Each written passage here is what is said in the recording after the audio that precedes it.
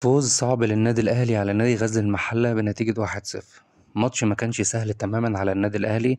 ماتش كان أداء غزل المحلة فيه ممتع للعين، إيجابيات كتير لفريق غزل المحلة وشخصية افتقدناها كتير قوي من زعيم الفلاحين. النادي الأهلي بدأ الماتش بتشكيل مكون من حراسة المرمى محمد الشناوي، قدام ربيعة والعش، على اليمين هاني، على الشمال الدبيس، في نص الملعب مروان عطية وعامر سولية ومحمد مجدي قفشة، والثلاثي الأمامي إمام عاشور وحسين الشحات وجراديشار. كولر يعتمد التشكيل المركب بقاله فترة. للحظة الأولى اللي تشوف فيها التشكيل هتحسه 4-3-3 صريحة من غير أي مشاكل.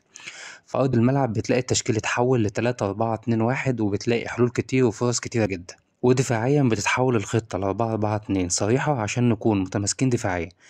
بالرغم من كلامي عن التشكيل إلا إن النادي الأهلي في أول شوط فشل حرفيا في إنه يستغل كده ويقدم شوط من أسوأ أشواطه في الموسم ده. الأهلي حاول، الأهلي ضيع، بس مستوى سيء جدا في أول شوط. شوط أول متكامل من لاعبي غزل المحل، استحواذ، سيطرة دفاعية وضغط عالي على لاعيبة النادي الأهلي، بل إنهم كانوا بيقابلوا لاعيبة الأهلي من منطقتهم عشان يمنعوهم يبنوا الهجمة بسهولة وارتياح. لعيبة الأهلي بمجرد ما كانت بتستلم الكرة تلاقي هجوم من لاعيبة غزل المحلة وياخدوا الكرة بمنتهى السهولة، لدرجة إن لعيبة الأهلي لجأت للكرات الطولية والتحضير على الأطراف.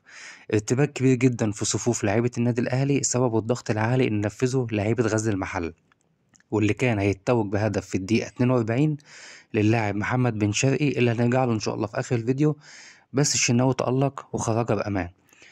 بدأ الشوط التاني بهجمة للنادي الأهلي نجح فيها إن هو يضرب خط دفاع المحلة في كرة للشحات، عملها عرضية ولكن ضيعها إمام عاشور.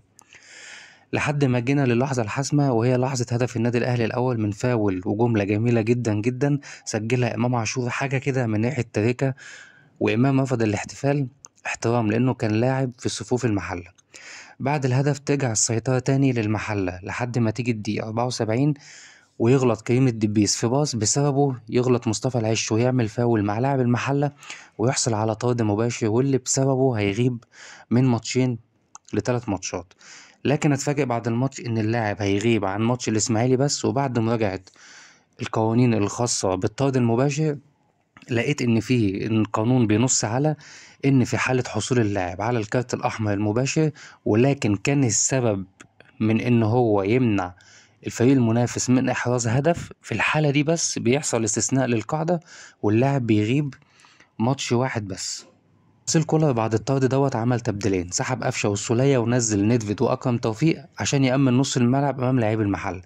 لكن ما اكتفاش كمان بالتبديلين دولت وسحب امام عاشور في تبديل تالت ونزل احمد نبيل كوكا، وحرفيا بيقفل الملعب على لاعبي غزل المحله، الى ان تنتهي المباراه بفوز النادي الاهلي بنتيجه 1-0. نيجي بقى للاعب اللي حرفيا خطف تركيزي وقت ما بيستلم الكرة، وهو لاعب المحلة محمد بن شرقي.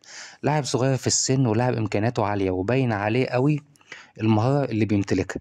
أي لاعب صغير مكانه في ماتش زي ده يلعب مهزوز وأخطاء كتير، بس ما شاء الله عليه عنده ثقة كبيرة، حرفيا عمال ياخد في لعيبة الأهلي ويمرقص ويعمل أسيست لولا الشناوي كان هيكمل بجول.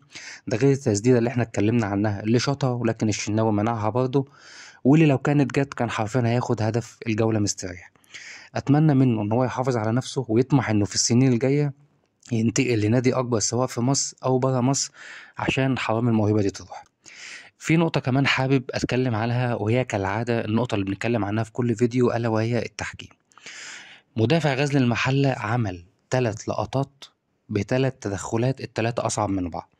اول تدخل كان في الدقيقه 4 على اللاعب جراديشار، ودخل حرفيا كان يعني شال اللاعب من على الارض شيل، والحكم ادى اتاحة فرصة للنادي الاهلي والكرة راحت تسديدة لقفش. طب الحكم ما رجعش للقطة ليه وادى اللاعب انذار؟ ما كلموش. ونيجي بعديها للفاول اللي كان بسببه جه الهدف، نفس اللاعب دخل على محمد مجدي قفشة، تدخل جامد برضه يعني قطم محمد مجدي قفشة وكان هيأذيه جامد، وبرضه الحكم ما ادالوش انذار.